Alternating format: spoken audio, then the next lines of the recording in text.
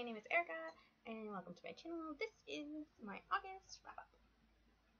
The first book that I finished in August was when I started like middle of July, and on the last day of July, I was at the very end of 2 books, and I still didn't manage to finish them until the end. So the first one that I finished was Wake Up, I'm Fat by Cameron Manheim.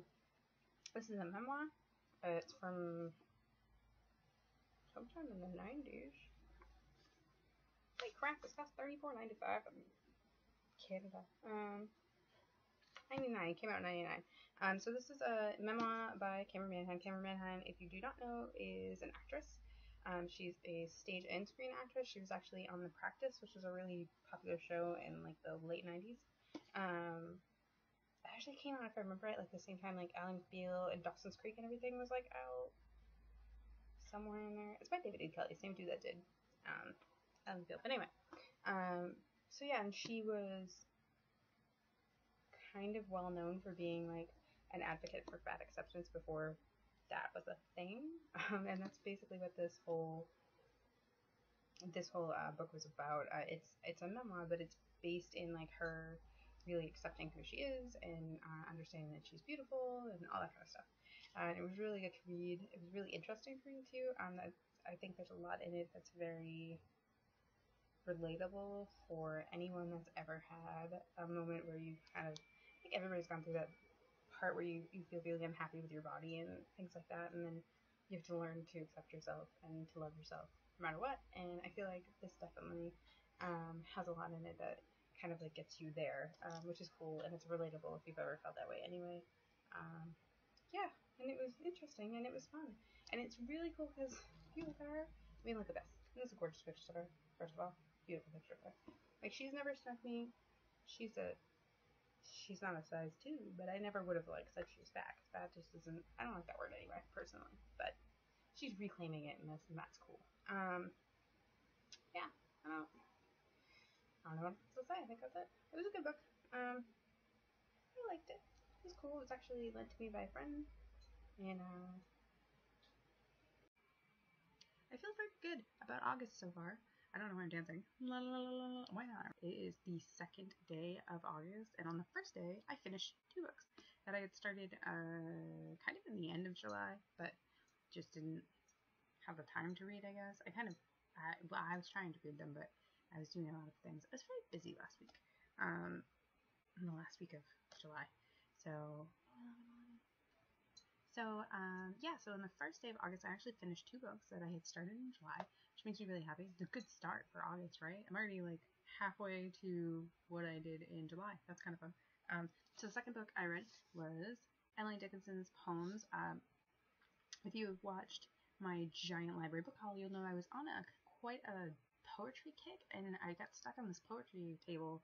I ended up buying a bunch of poetry books. So I was reading. Yeah, I had started reading Wake Up, I'm Fat by Cameron Manheim, which is the other book I finished in August so far. And I was really enjoying the book, but I have it's really difficult for me to read memoirs quickly. I've been reading Russell Brand, one of his memoirs, for months. I can't read them quickly. I can't consume them the way I do like a fiction book or stuff like that. I just can't. Nonfiction books in general for me. I really like them because I'm all about, like, I like to be educated, so I like learning about new things. So I really like nonfiction books, but and memoirs and stuff like that. But I find that I get kind of stuck in them for a while, because I know Eat, Pray, Love took me a while to get through. That's a memoir. I think I've been reading and writing poetry since I was like 5, to be completely honest. I actually have, from kindergarten and 1st grade, poems that I wrote when I was little, they're so funny. Like, I read them, like, there's one that's about a wheel that, like, glitter is what makes it get, like, it just magically has glitter that comes out of it. Poe, his style, like, really being something that inspired me, and really just kind of loving the darkness that was in it, because I felt so much darkness myself. And Emily Dickinson, in the same right, when I read her when I was young, I remember being very affected by the way that she explained emotions, and liking that, because I needed a way to do that as well. I remember reading that, and it's funny because reading them now, Again, I love Emily Dickinson has this way with how she explains emotions where it isn't, it's not flowery. It's not, I was so in love that I felt this, or like butterflies flew from the sky. She's more like, it's just so real the way that she does it. And I like the fact that if you think about the time period in which Emily Dickinson was around and was doing this and was just consistently pumping out all these poems and stuff, because she wrote some, oh my god, it says it in here, 2,000 poems, yeah, and she was 56 when she passed away, and she'd written 2,000 poems in her lifetime. Which, if you've ever written poetry, if you get on a kick where you're writing them, sometimes you do that. I know, like, in one day, I remember I've written like up to like 20 poems in a day. Not all stellar things, but you know, like whatever. I used to fill notebooks when I was at that, like in 8th grade, when I started reading Emily Dickinson and Poe and stuff. Because I remember, like, when I was like 10, really like reading Poe for the first time and really liking it. By the time I was 16, I was carrying around an Edgar Allan Poe book, and I would like reference it constantly. Who very understanding, very awesome, and she, Miss Hallett, you know, shout out to Miss Hallett. If I could ever find, if I ever find that woman, I'm going to like write her a letter that just says how much I love her, because she's like one of the best teachers I ever had. And even as an adult, like looking back at my yearbooks and stuff like that, like she always wrote these really inspiring messages to me. And she was just a lovely, lovely woman. I hope that she's doing well now. Like, I have no idea where she is now, but I hope that whatever she's doing, I hope she's still inspiring people and being awesome and fantastic like she was. She's just a beautiful, beautiful woman.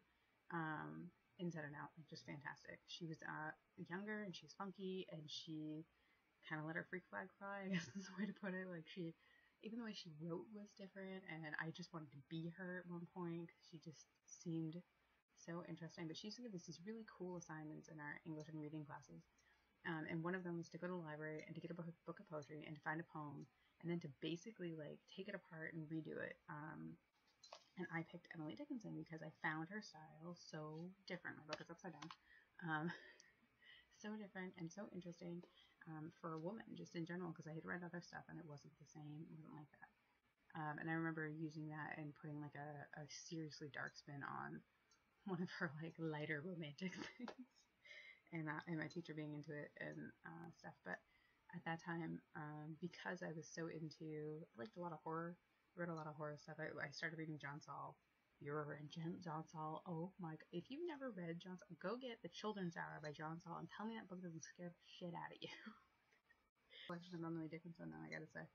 It has a lot of stuff in it. Although it's funny because I'm reading it and I'm thinking the same thing I do when you know, somebody passes and they when somebody, like a musician passes away and they release music that they had recorded but it wasn't on an album, and you listen to it and it's not great, I always wonder if like that person really wanted anybody to hear that, or if that was just like a one-off.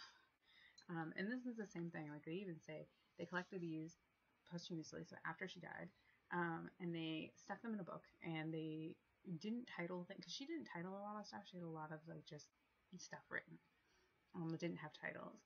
And I'm wondering if she intended for them to be untitled like that, or if she intended for them to never be read, and that's why they were untitled. Because some of them are a little weird, and they're not in like the same style. Even like they're just kind of like off. And yeah, it just makes me wonder like how much she actually wanted people to see. It was a good book though, and I liked it. I do think it's a pretty good example of Emily Dickinson. If you're looking to read something, this one is definitely good. It's called Poems by Emily Dickinson. It's compiled by who? Let's see. It's edited by two of her friends, Mabel Loomis Todd and T.W. Higginson, which is kind of interesting. And then there's introduction stuff. This one's actually by Lo and Behold Publishers, an imprint of Borders, so it must have been at Borders at some point.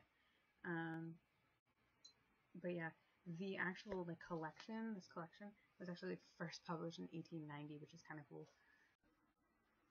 The next book I finished in August was Lost and Found by Burke Davis. It's a book about a 7-year-old, and really it's about learning to live after someone passes. I guess that's kind of the best way to put it. It's about that. It's about moving on and learning to live without somebody. and after loss and things like that. At it's a very basic synopsis. It's about a 7-year-old little girl named Millie, whose mother, after her father passes, whose mother leaves her at a department store, and all of her, just basically everything that happens from there. That's kind of the little bit of a synopsis. I talked about it a little more in detail in my day one. My day one update for Booktubeathon. So if you want to check out more information about it, you can go check out that video. And yeah, it was really good though. I give it 5 stars based on originality more than anything else. I liked that there was a very young character that was a main character, and then 2 older, like in their 80s, elderly characters that they let just be people instead of just, oh, they're old, like, kind of stuff. I mean, they actually, like, there were fights, and there's things about sex and stuff like that, and it was good all around. The next book I read was The Night We Said Yes by Lauren Gabaldi. It's a book told by flipping back and forth each chapter. One chapter is present, and then the next chapter is a year before.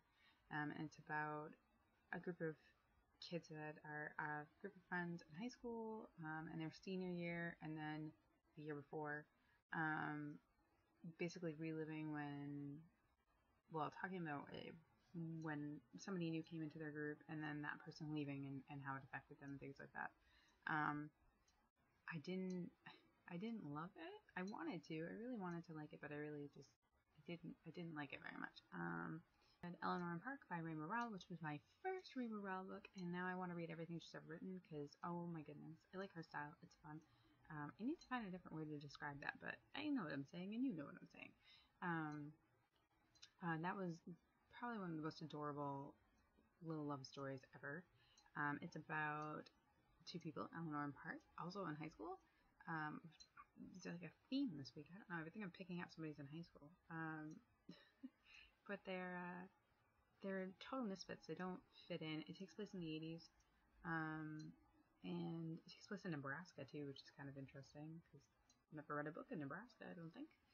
And it's just so sweet. It's so sweet and it's so nice, and there are things in it you don't expect based on anything, but I can't really explain those because that would spoil it. And I was really surprised when I was reading it. And I found parts of it to be like, it's just heart-wrenching, heartbreaking, like that thing when you're just so invested.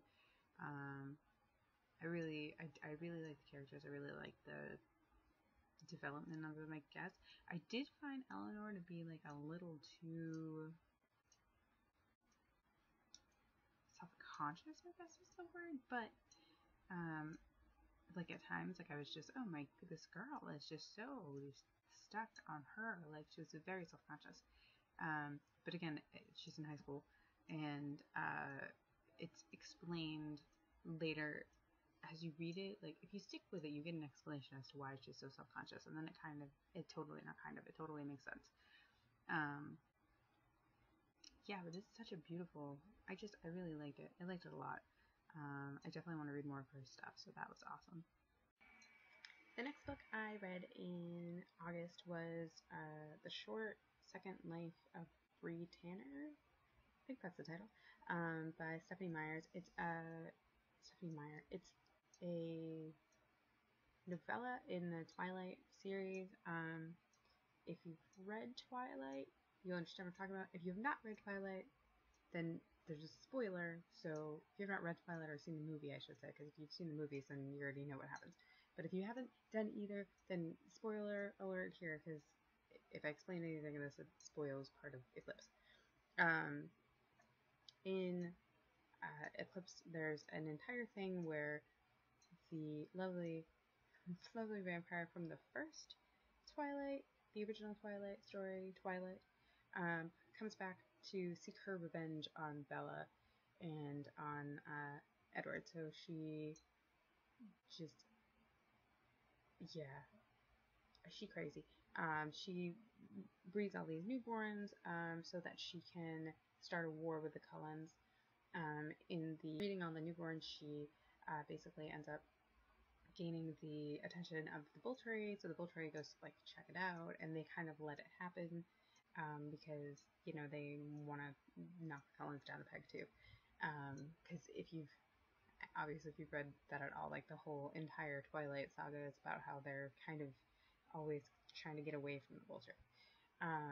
So in this particular novella, in Eclipse, there's an entire part with the newborns where there's one newborn who tries to join the Cullens, and the Volturi say no and kill her, essentially. So this is her story. It's a 180-page novella. It's a tiny little thing. And it's just about Bree and her life as a vampire. It was okay. It was as good as the rest of Twilight for me, really.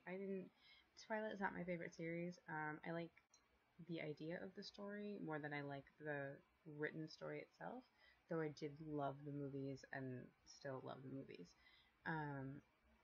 Thing in the story it's different because it's from the vampire's perspective, so that's kind of cool. From a newborn vampire, I should say. Obviously, Twilight has this, but I mean, all of Twilight's written through Bella's perspective. Really, like there isn't anything that's from anyone else's. She's the narrator. She's the one talking about the whole story. So this was interesting to see a different character tell the story from their viewpoint, but specifically just being a newborn vampire and stuff like that. So that was kind of cool. It was pretty interesting that there's like a whole thing where they had the newborns believing all those like myths of vampires, like being burned by sunlight and that kind of stuff. So I actually read a cookbook because I like cookbooks. NetGalley has a lot on it just in general, and I had requested access to this bakery cookbook because it looked gorgeous. It's a bakery in the UK called the Violet Bakery. And the book itself is gorgeous. Oh my goodness. Like, it may be one of those things I have to purchase if I can find it. It's beautiful. The photography is gorgeous. It's actually on my computer because I was given, like, NetGalley gives you electronic copies. So I can't show you it. But imagine gorgeous pictures here.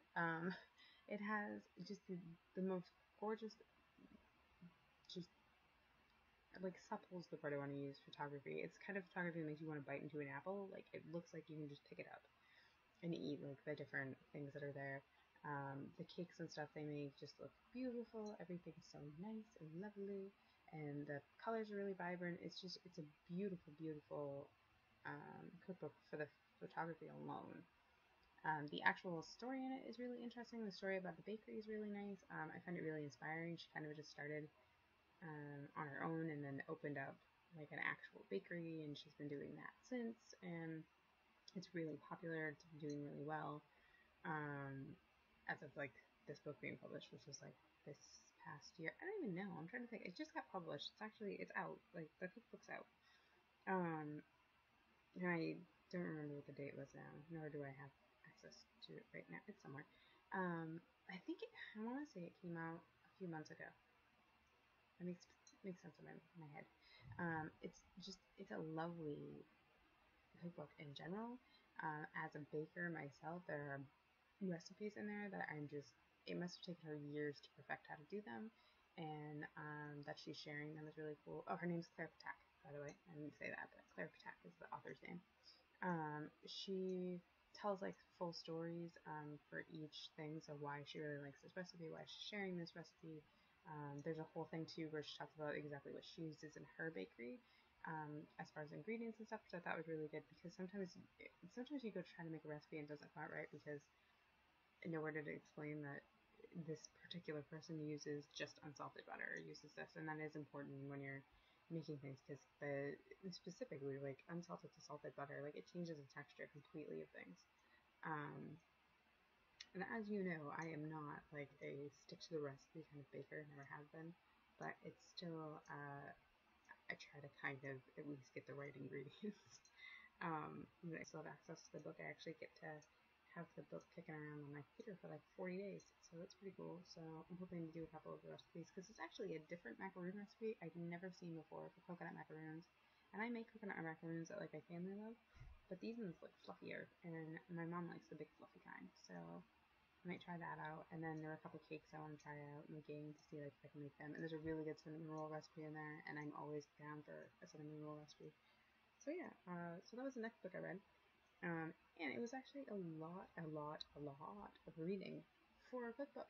There are certain cookbooks that you buy and they're just all recipes and pictures, and that's lovely, and that's, you know, it works. And then there are ones that you buy like Giada de la Regis is one of the people that writes, like actually writes cookbooks where she has like full stories about her family and her life and where this recipe originates from, history and stuff like that, and that's cool. And I found myself learning things in this. Every time I read like a cookbook of some sort, I learn more about ingredients and stuff. And in this one particularly, they were talking about how baking powder is just baking soda with cream of tartar in it. It's a really good one. I actually gave it 5 stars because I loved it so much. It was so beautiful. And like just that alone, it could just be a picture book, really. So the next book I finished in August was, oh my god, I'm going to get this wrong. I wrote it down because every time I try to say the title, I feel like I'm missing a word. I wrote it down. I remember writing it down. There it is. I found it. So it was The Curious Incident of the Dog in the Nighttime by Mark Haddon, which I'm sure you've heard of. It's been around for a while. It's been on my list for a while. I actually think, if I remember correctly, it's part of Rory Gilmore's list. If you've ever watched Gilmore Girls, Gilmore Girls is a fantastic show and it's on Netflix, and you should watch it if you've never seen it before because it's just so good. Save one season, which was terrible, but hold out because the last season makes up for it. Anyway, the in the show, Rory is a voracious reader. She's constantly reading, so you can find on like oh my god, a million different blogs.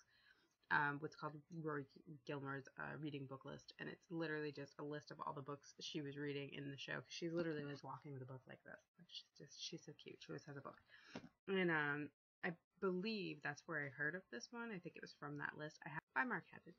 I read it by accident, so I have this whole thing. I think I might have talked about it previously in this video.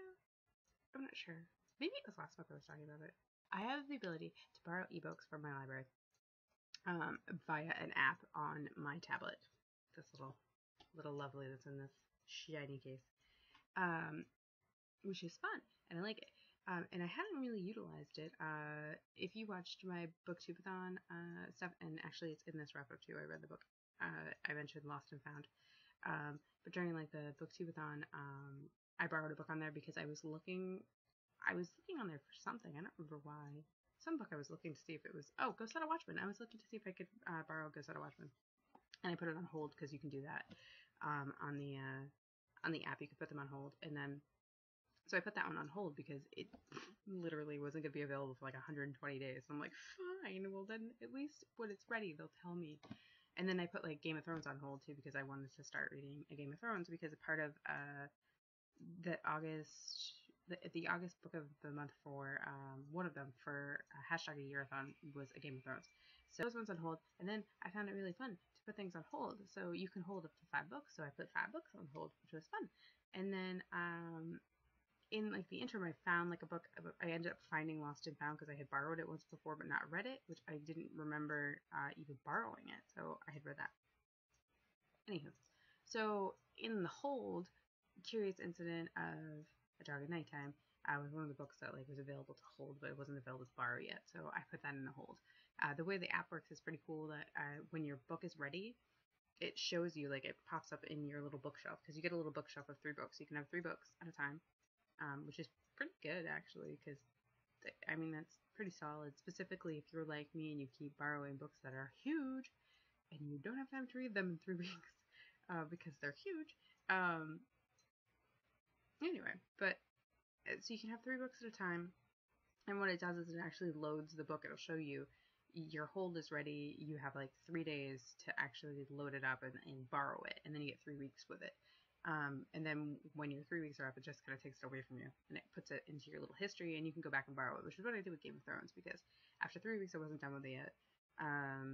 and I didn't have room on my shelf because I had 3 holds.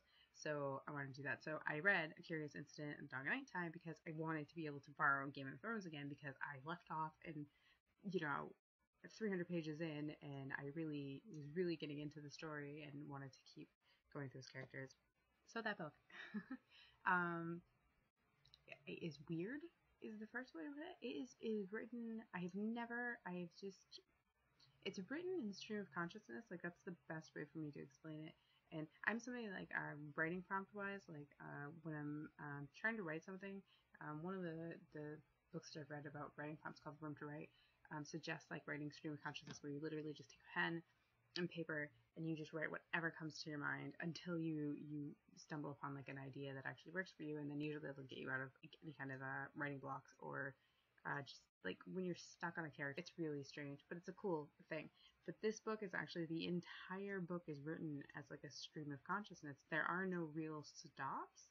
There are no real chapters.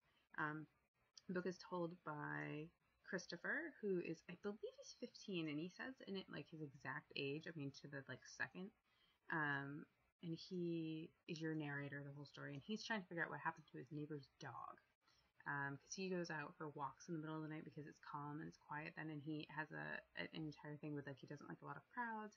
He gets very overwhelmed by people, and he has to kind of, like, cover his ears and let all the sound go away. He's very particular about food. He's very particular about who he sits next to. He doesn't like to be touched.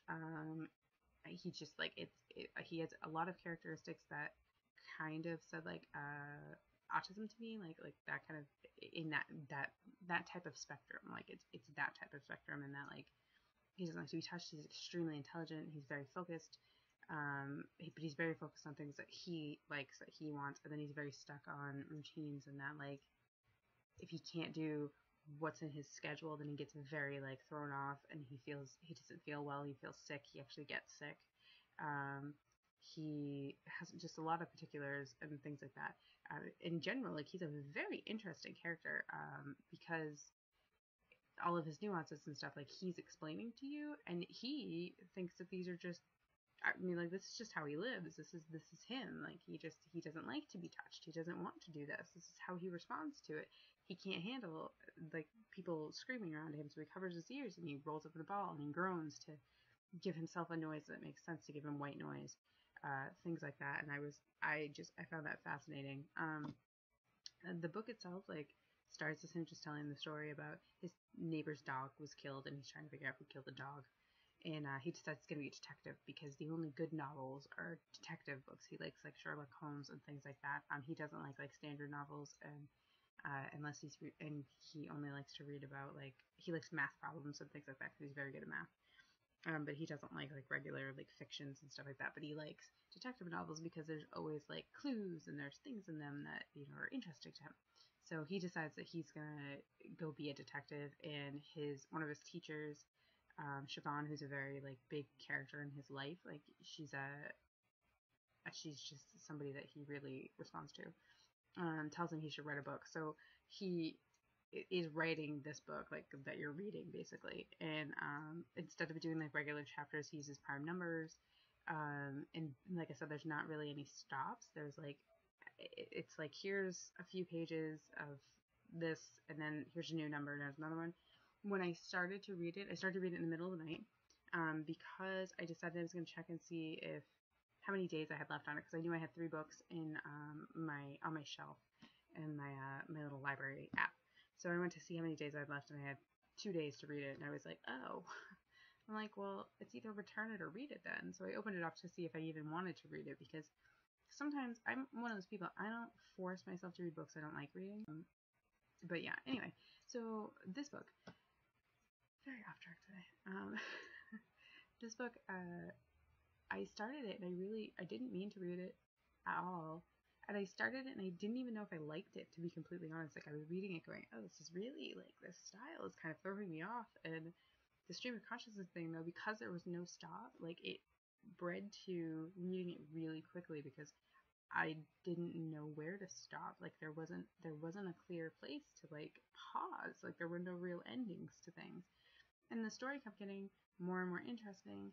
And then it started to get really crazy, and I was reading it, and I'm like carrying my tablet around with me reading it. And I sat down and I was just like, oh my god. And I actually, like, at lunchtime yesterday, I was just telling my mom how crazy the book was, because it takes a turn. Like, it does. It takes a turn that becomes like, this isn't about just a kid going through like his own little things or whatever. This is now about a parent doing something so awful and so ridiculous that you can't even understand how that happens. And I was baffled. I hated his father from like the second there's a reveal and a twist, and the second that happened, I hated him. I didn't like him. And the rest of the book, I didn't like him. I don't care. I don't care what happens. I don't like him. I don't like him. He made me mad.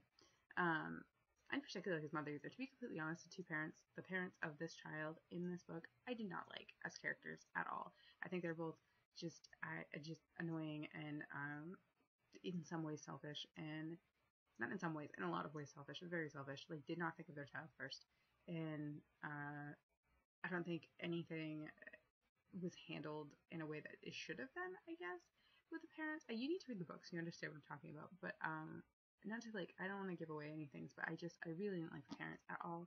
I really, about halfway through the book, just started to love Christopher, like the main character of this book. I loved him. Like, I loved that he had an explanation for things. I loved that he was very literal, and that he was unapologetic about his, just him, like how he was. Like, it's his life, whatever. And I loved his like fight or flight responses and his survival tactics. Like, I thought they were very like genius child. Like, that totally makes sense to me. I keep saying child because he seems very young in it, but I believe he's like 15, which is young, but it's not like he's 8. I mean, he's 15. I did love, he has a neighbor. Oh my god, I forgot her name already. Oh no, Miss Andrews? Is that her name? Miss Andreas? I can't remember. She lives across from the street from him though. She has a dachshund. She's adorable. And I love the way that she befriends him. And I love their whole kind of relationship. Like, he's convinced that she's a stranger because he hasn't known her well, like, very long. And she's a neighbor, but he barely knows her. But he talks to her when he's being a detective trying to figure out about stuff with the dog. And I just really, really liked their interactions a lot. And I liked her as a character. I think she was just very relatable and very caring and sweet to him. And I liked that a lot. So by the end of the book, I really liked it. Like, it ended and I was like, wow, like solid 4 to 5 stars there. Because it was definitely different. And it was not what I expected at all. I remember reading the description for it, and I did not expect as much drama, I guess. Not drama, it's not what it is.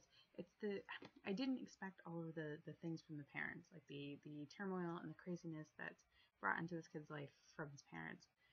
And I still, like, I want to, like, take them and shake them. I really didn't like them at all. I just don't. I don't know if I really want to look and see, like, what else Mark Haddon has done. I don't recall ever hearing anything else, except for that book, because that one I've heard of numerous times. But I can't place if I've ever heard anything else. So I'm going to look into it, though, because I thought it was a different writing style, and I'm curious to see if he's written anything else and, like, what that would be in, because it was really an interesting story that it was captivating. It really was, because I didn't even mean to read it, and then I wasn't sure I liked it, and then I was, halfway through it and was like, well, I want to know what happens, and then all of a sudden I was just in love with Christopher, and I felt so much sympathy for him, and I just wanted to give him a big hug, but not touch him because he didn't like to be touched. So yeah, so I read that book, and it was good. I liked it. So it is the last day of August, and I have like 200 pages left in this book. So I may finish it today, but I'm not sure, but I am going to share it anyway.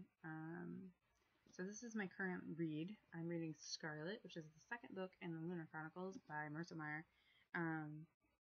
It is Meyer, right? Is it Meyer or Mayer? It's Meyer, right? Anyway, this one, if you haven't read Cinder yet.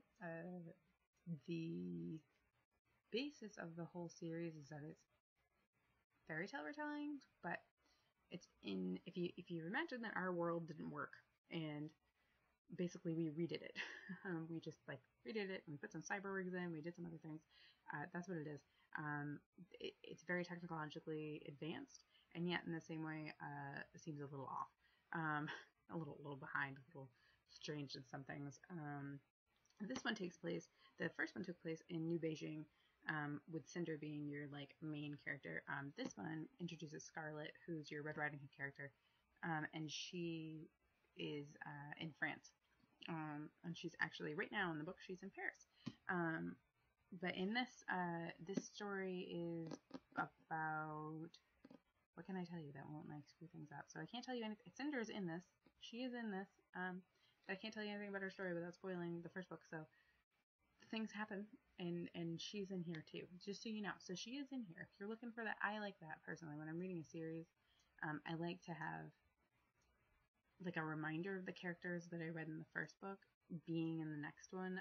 Otherwise, I don't quite feel like it's a series. If you know what I mean, like it doesn't feel as much like a series. And sometimes I hate when you read a series and you get like to book like 3 in it, and they suddenly introduced a character that was like only briefly mentioned in the first book, and you're trying to place like who it is. I like the reminder of who the people are without having those really annoying pages that are like, oh yeah, just in case you just started reading this series, in the middle of it, here's all the intro. I hate that. I despise that. Not even kidding. Like, I stopped reading the Gossip Girl series because the first 3 chapters in every book were the same, because it was telling you all the stuff that you know if you read the rest of the series. If you don't want to put in the time to read the rest of the series, you shouldn't get a little intro like that. I don't like it. I don't like it. I don't like it. It bothers me. It just bothers me.